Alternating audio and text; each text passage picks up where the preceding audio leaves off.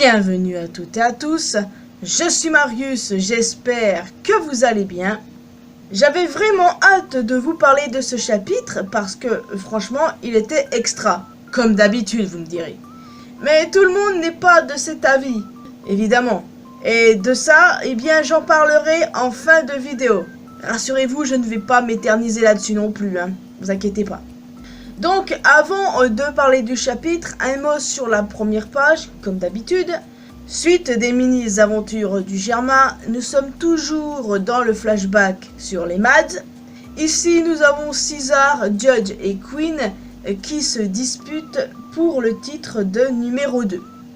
Bah, c'est clair, Vegapunk c'est le numéro 1, leur ego en a pris un coup, donc ils s'embrouillent pour savoir lequel est le second. Psst, bande de cons, va, sérieusement. Enfin bref, next. Le chapitre commence avec des agents random du CP0 qui sont attaqués par un nouveau type de pacifista, un pacifista Mark III. Il se trouve que c'est Sentomaru qui contrôle ce pacifista et il en a activé 50 autres afin de se défendre contre les ennemis pour permettre à Vegapunk de s'enfuir avec les Mugiwara. Ah ouais, 50 ça fait beaucoup quand même, mais autant mettre le paquet. Pendant ce temps, dans le laboratoire, Zoro, Brook et Stussy mettent les vêtements futuristes de l'île. Et waouh quoi, Stussy est vraiment canon. Je peux vous dire qu'elle est devenue un de mes persos préférés même. Par contre, il y a un truc qui est quand même gonflant, ce sont les Stussy for Nakama. Parce que oui, il y en a. C'est un truc de ouf.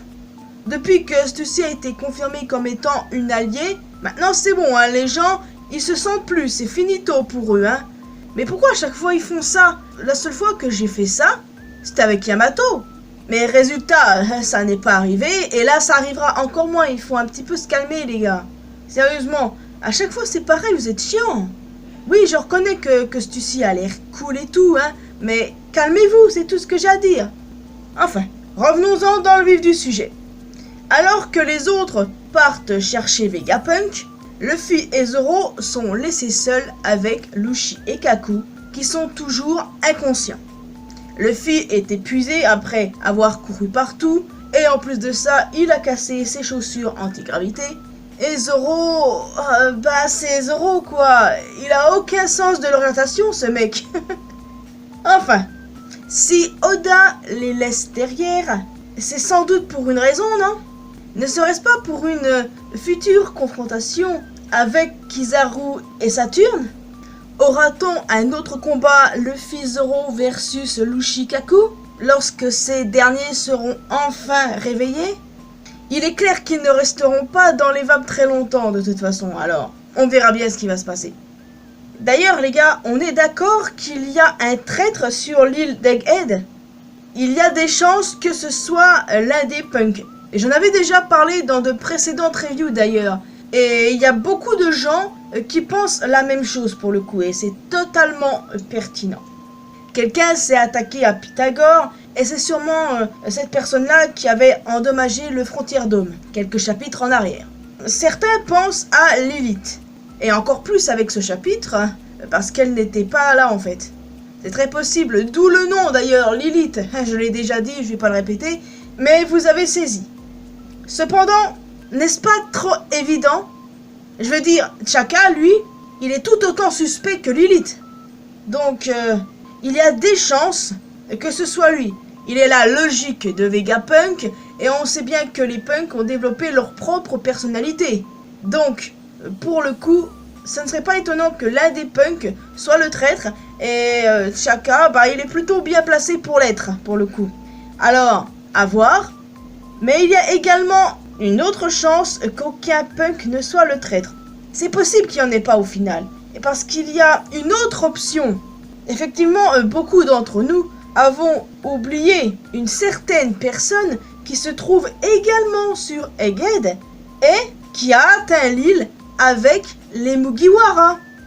Oui, Caribou. Il est probable que ce soit lui qui ait foutu la merde. Totalement probable. La dernière fois qu'on l'a vu, c'est quand Zoro a dit « c'est bon, tu peux dégager maintenant ». Et l'autre, il a dit « ah, vous allez me le payer ». Enfin, il l'a dit intérieurement, mais vous avez saisi. Donc, il y a des chances que ce soit lui. Donc oui, il y a peut-être un punk qui est le traître, mais envisageons aussi la possibilité qu'il n'y en ait pas et que ce soit cet abruti de Caribou qui fout la merde.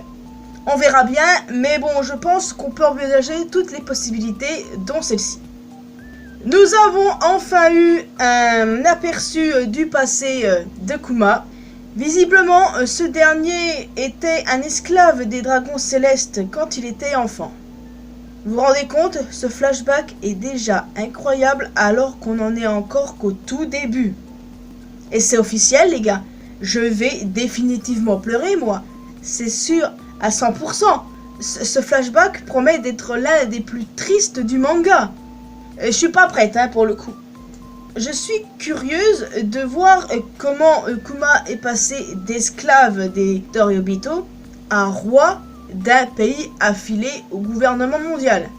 On verra bien, mais bon, je suis plutôt curieuse là-dessus. Et surtout, pourquoi l'a-t-on surnommé tyran? Hâte d'avoir des réponses là-dessus. Et vraiment, on se rapproche du flashback, c'est clair et net. Donc les amis, un conseil, juste préparez-vous. Et enfin, nous passons à la dernière partie du chapitre. Vivi est enfin de retour. Je suis tellement heureuse. Et il y a Wapol aussi. Bon. En réalité, c'est Big News Morgan qui a sauvé Vivi.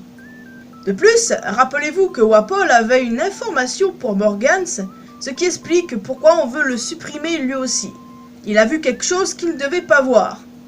Morgans veut colporter une fausse nouvelle comme quoi Luffy aurait pris Vegapunk en otage.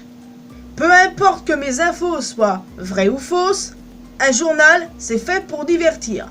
Bah pour le coup, il est dans le vrai, ça fait totalement écho à notre monde, où il y a toujours fake informations à longueur de journée. Oui, il y a plus de fake infos que de vraies infos, donc j'ai envie de vous dire, oui, il est totalement dans le vrai là pour le coup. Par contre, j'ai deux questions. Déjà, premièrement, pourquoi Morgans a sauvé Vivi? Et ensuite, qui a tué le roi Cobra? Évidemment, le gouvernement mondial, mais va-t-on en savoir davantage sur la mort du roi? Bon, il y a des chances, mais bon, c'est peut-être pas prêt encore d'arriver, malheureusement. Je sais pas, je sens qu'on va pas savoir ça maintenant. On va devoir attendre un long moment, à mon avis.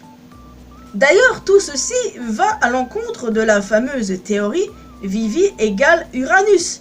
Et c'est pas plus mal, parce que je n'ai jamais, je dis bien jamais, adhéré à cette théorie, de toute façon. Vous vous souvenez du royaume de Lulusia qui a été éradiqué par un truc venant du ciel que Im contrôlait? Ça, pour moi, c'est Uranus. Et beaucoup de personnes pensaient que Vivi était Uranus et que Im l'avait kidnappé et contrôlé pour... Enfin, vous voyez. Bon, c'était une théorie assez complexe à laquelle je n'ai jamais, au grand jamais adhéré. Et enfin, elle a été débunk. Et j'ai hâte de voir la suite, les amis.